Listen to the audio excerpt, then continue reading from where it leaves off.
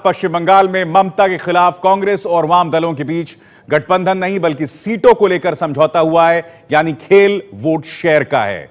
सवाल यह कि क्या मजबूरी में हुआ यह गठबंधन ममता को शिकस्त दे पाएगा।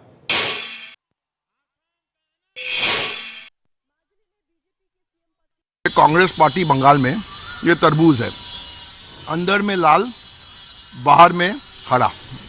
ये कांग्रेस और Congress party of India Marxist का अलायंस। कम्युनिस्ट पार्टी ने तो स्पष्ट करना चाहिए कि केरल में आमने सामने चुनाव लड़ रहे हो और यहाँ इलू इलू हो रहा है, तो उसका मतलब क्या है। तृणमूल सांसद डेरिक ओब्रायन और बीजेपी अध्यक्ष अमित शाह कांग्रेस और वामपंथी दलों पर निशाना इसलिए साध रहे हैं क्योंकि पश्चिम बंगाल में पहली बार दोनों ने चुनाव के लिए समझौता कर लिया है, वो भी सीटों को लेकर। तृणमूल और बीजेपी के विरोध करने वाले लोग, उनका वोटों का कोई बंटवारा नहीं होना चाहिए और इसी के आधार पे वामपंथी अलग से लड़ रहे हैं, लेकिन कुछ सीटों पे जरूर ये समझबूझ है कि ताकि ये वोटों का विभाजन ना हो।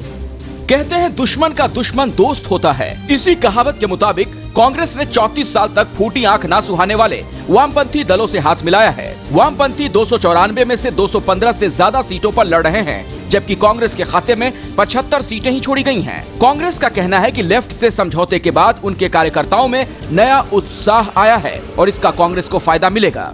हमारा फायदा तो कुछ तो मिलेगा ही, जरूर कुछ ना कुछ तो मिलेगा ही, फायदा मिलेगा, क्योंकि बंगाल में कांग्रेस से थोड़ा वीक था, ये सही बात है।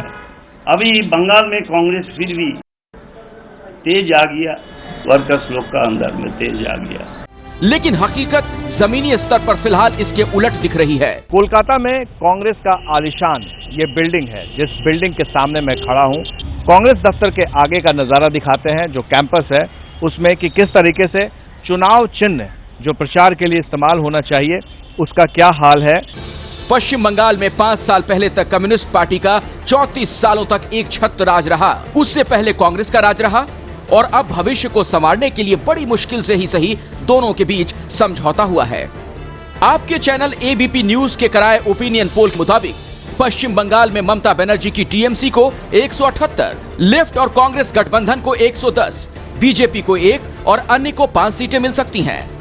मतलब ये कि समझौते के बावजूद ममता की पार्टी लेफ्ट कांग्रेस से बहुत आगे है। हालांकि वोट शेयर देखें तो टीएमसी 45% और लेफ्ट कांग्रेस गठबंधन 44% के साथ एक दूसरे को टक्कर दे रहे हैं, लेकिन लेफ्ट कांग्रेस का ये वोट शेयर सीटों में बदलता नहीं दिख रहा। 2011 के विधानसभा चुनाव में छोटे छोटे दल ही सही, लेकिन ममता को करीब 22 दलों का साथ मिला था और वो मजबूत बनकर सामने आई। इस बार वो अकेली है, लेकिन सामने मजबूरी का ही गठबंधन सही, पर कांग्रेस और वाम दल मजबूती के साथ ममता को चुनौती दे रहे हैं। हमारे सहयोगी भगवान के साथ प्रकाश कुमार, एबीपी न्यूज, कोलकाता।